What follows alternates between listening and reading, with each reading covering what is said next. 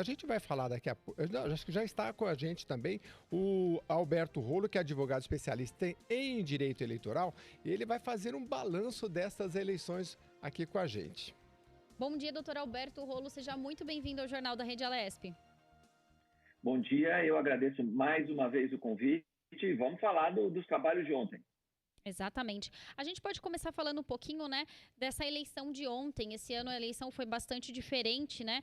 Foi recomendado levar caneta, manter o distanciamento social. Houve também um aumento do número de processos na Justiça Eleitoral por irregularidades dos candidatos, pois os aplicativos facilitavam as denúncias. Como que funcionou? Esse aplicativo que vocês referem é o tal chamado Pardal. Também não sei por que chama Pardal, precisa perguntar lá para o TSE. E realmente foi facilitada a forma de fazer denúncia, do eleitor apresentar qualquer tipo de irregularidade para ser verificada, né? Não significa que o eleitor mandou e é uma ilegalidade. O Ministério Público verifica e, se for o caso, entra com ações judiciais. Então, teve um pequeno aumento do número de processos, porque isso ficou facilitado, sim. Como é que funcionou? O eleitor fazia um vídeo ou tirava uma foto, preenchia lá os dados no Pardal, primeiro baixava o aplicativo, né, no celular, e aí mandava essa mensagem, ia parar lá no Ministério Público, o Ministério Público ia verificar se era caso de entrar com a ação ou não. Então, houve aí um pequeno número, porque foi facilitado. O que não significa que uma parte dessas denúncias não foi arquivada, porque o Ministério Público entendeu que não havia nenhuma irregularidade. Doutor Alberto, antes da gente entrar na análise política em si, eu gostaria só também de falar da apuração, né? Nós tivemos no primeiro turno uma apuração um pouco mais lenta, né? Mas nada comparado à eleição americana, né? Mas como é que o senhor vê o resultado assim da rapidez agora no segundo turno, um pouco mais do que a primeira? Com certeza, nada comparado aos Estados Unidos. Nós somos muito melhores do que eles nesse ponto, outros também, mas nesse também.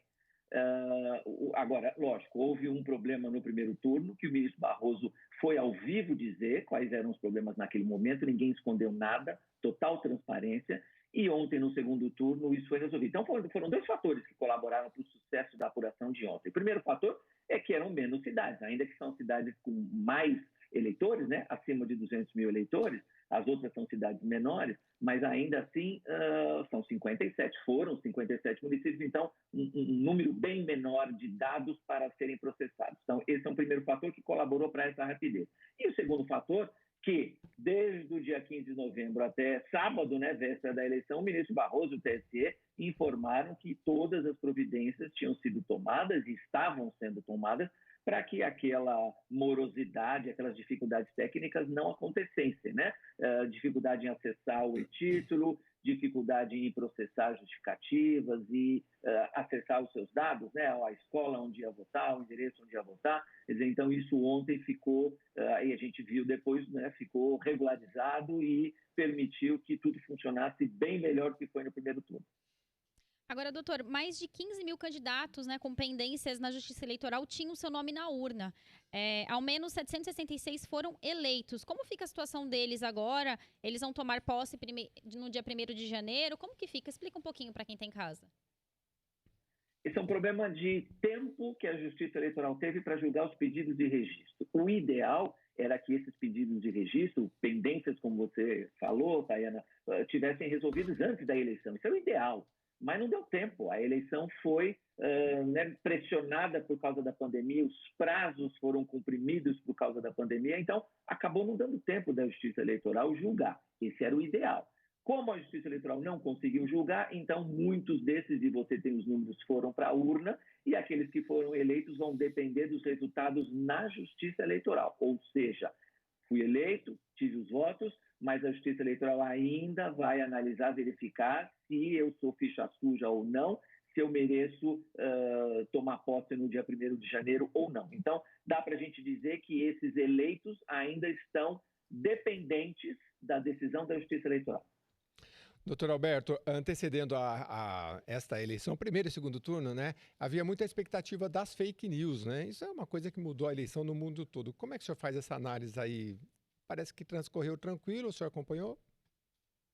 Olha, a gente já falou isso, inclusive, aqui na Rede Alesp, e o ministro Barroso destacou isso no discurso dele ontem, no final da eleição, né, à noite. houve tratativas, houve acordos entre a Justiça Eleitoral e as principais redes sociais. Ele mencionou ontem o Facebook, o Instagram, o Google, até o TikTok já entrou nessa, né? Foi mencionado expressamente, essas redes foram mencionadas expressamente pelo ministro Barroso.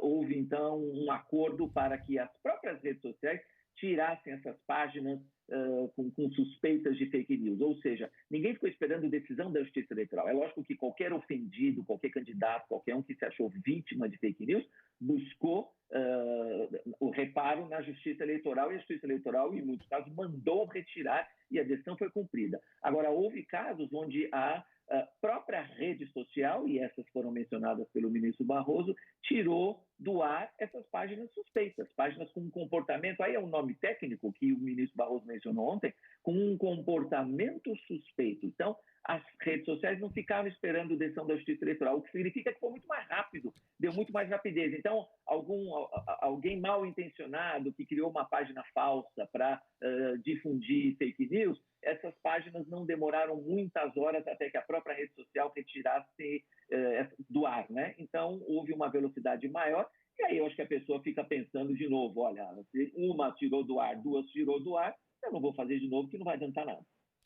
E as coligações, os apoios, né? Tanto apoio seja do presidente ou seja do governador, no âmbito, assim, eu digo, nacional, em todos os estados. Como é que o senhor viu isso daí durante a campanha e na eleição?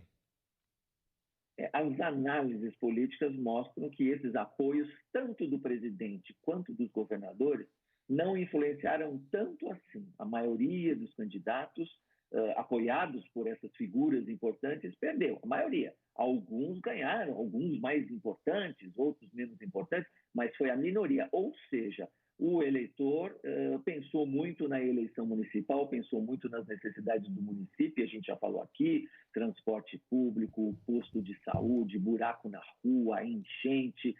O eleitor pensou muito nisso e deixou os problemas maiores de emprego, desemprego, economia, inflação, dólar, o que for, deixou para pensar isso a partir de agora, até chegar nas eleições de 2022.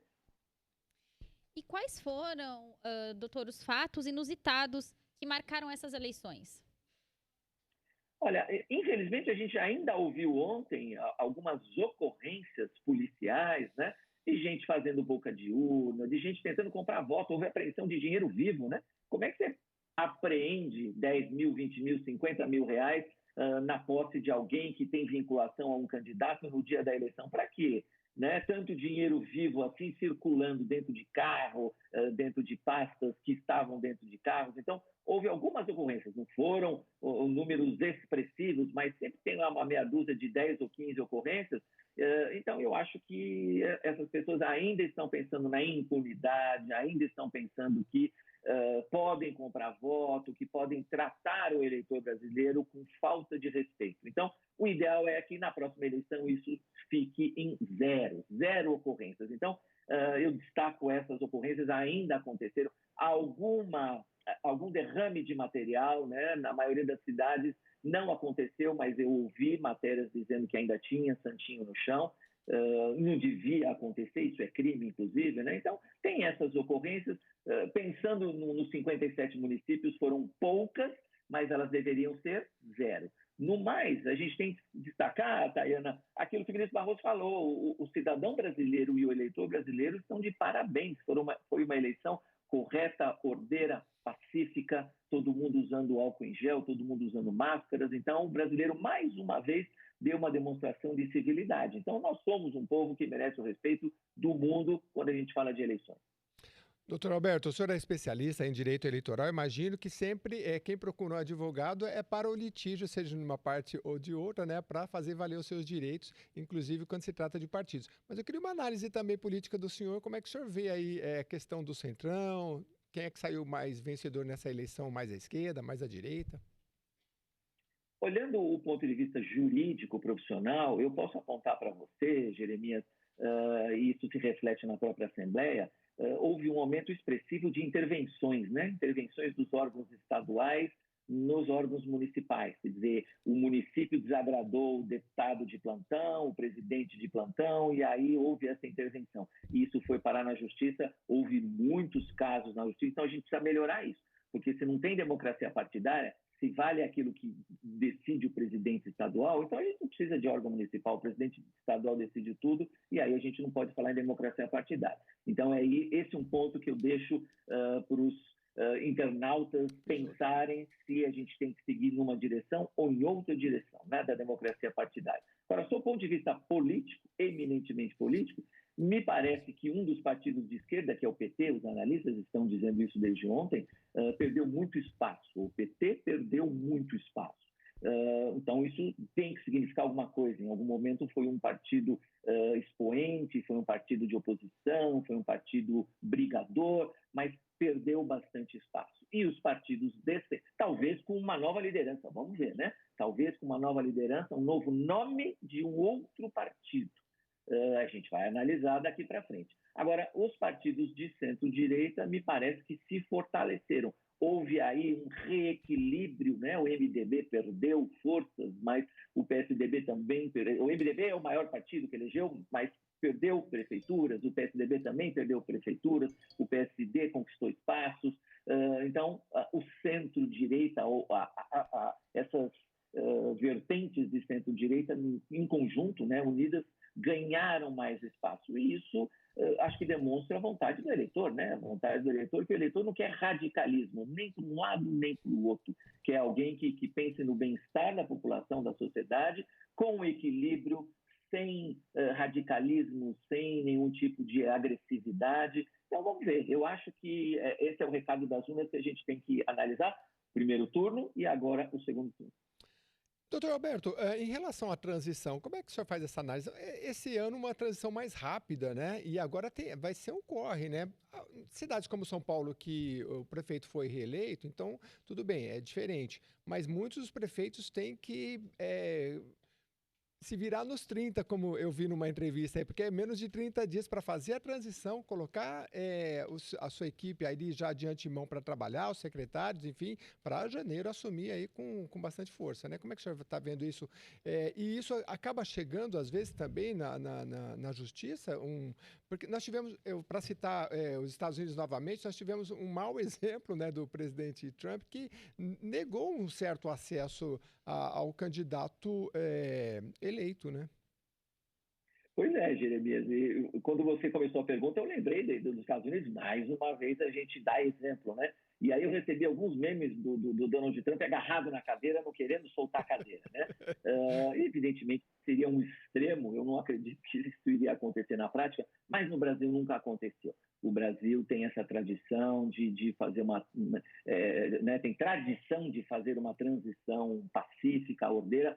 Lógico que vai ter problema de tempo. Eu também vi uma entrevista ontem, e aí a entrevista foi, né, para o mundo, então foi o Eduardo Paes, prefeito eleito do Rio de Janeiro, falando que talvez não tenha tempo, né? São praticamente 30 dias aí até dia 1º de janeiro para fazer uma transição com aquele que ele derrotou, ganhou a eleição, né? Uhum. Mas mesmo assim a expectativa é que tudo aconteça de forma pacífica. Eu não imagino o prefeito Crivella, atual prefeito, escondendo os documentos, escondendo os computadores, como fez o Trump lá, e você lembrou. Isso, o Brasil não tem essa tradição, né? Perdeu a eleição, perdeu no voto, paciência, é ruim perder, vai se preparar melhor ou de alguma maneira verificar quais foram os erros e se não, né, quem perdeu numa próxima oportunidade pode ganhar. Aliás, a gente tem vários exemplos, né? Perdeu, uma hora ganhou.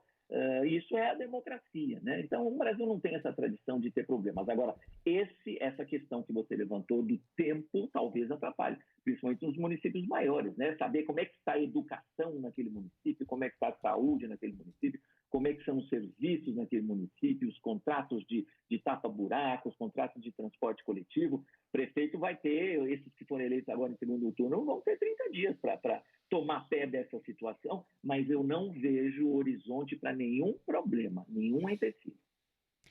Agora, doutor, lá no Macapá foi adiadas as eleições devido à falta de fornecimento de energia elétrica, né? Eu queria saber o que esse adiamento pode implicar no processo eleitoral.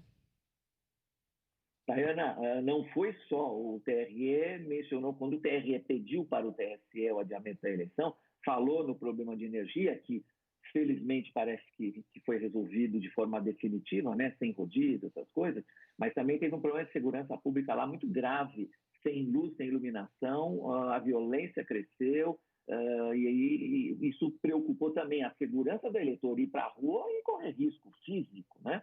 Então, isso motivou que o TSE concordasse e deliberasse em adiar a eleição, que vai ser agora, próximo domingo, dia 6 de dezembro, e segundo turno, se tiver, dia 20 de dezembro. Só para lembrar, segundo turno tem nos municípios com mais de 200 mil eleitores, e Macapá é um município com mais de 200 mil eleitores. Então, se tiver segundo turno, vai ser em dezembro.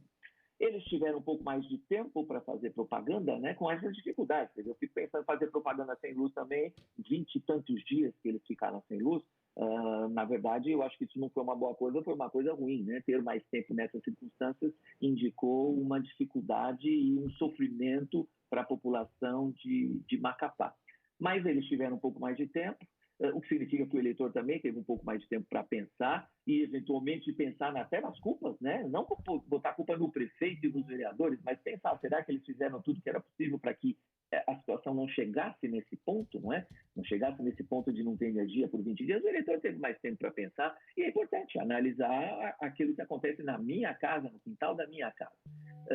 E aí o processo eleitoral vai transcorrer normalmente, primeiro turno, vão ser eleitos vereadores também, né? Vamos lembrar, não é só prefeito, vice-prefeito, os vereadores também vão ser eleitos, e se tiver segundo turno, lá no dia 20 de dezembro. Agora, aí sim, aí o Jeremias falou em tempo, né? 20 de dezembro, se eleger o prefeito do segundo turno, esse vai ter 10 dias para pensar nos problemas a partir de 1º de janeiro. Aí é muito menos tempo. Doutor Alberto, nosso tempo já acabou, mas se o senhor puder responder rapidinho, em uns 30 segundos, a gente tem entrevistado prefeitos e muitos dizem assim, pegamos uma enorme dívida. Como é que acontece isso? Nós temos a lei de responsabilidade fiscal, que foi justamente para não deixar que uma dívida se acumulasse e passasse para outra gestão, né? Isso pode vir ocorrendo mesmo devido à lei?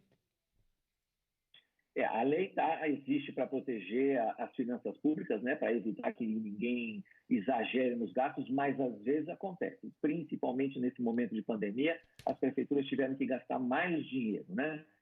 Então, às vezes tem rombo, às vezes tem déficit. Quem vai analisar isso e se houve motivo justo ou não, e aí analisa cada despesa, é o Tribunal de Contas. O Tribunal de Contas faz um parecer técnico e aí depois a Câmara Municipal julga se mantém ou não mantém esse parecer técnico do Tribunal de Contas. É assim que funciona na prática, Jeremias. Muito bem. Tayana. Tá certo, doutor Alberto Rolo, especialista em Direito Eleitoral. Queria agradecer a sua participação aqui no Jornal da Rede Alesp. Muito obrigada e até uma próxima oportunidade. Eu agradeço novamente o convite. Tayana, Jeremias, muito obrigado. Eu estou sempre à disposição.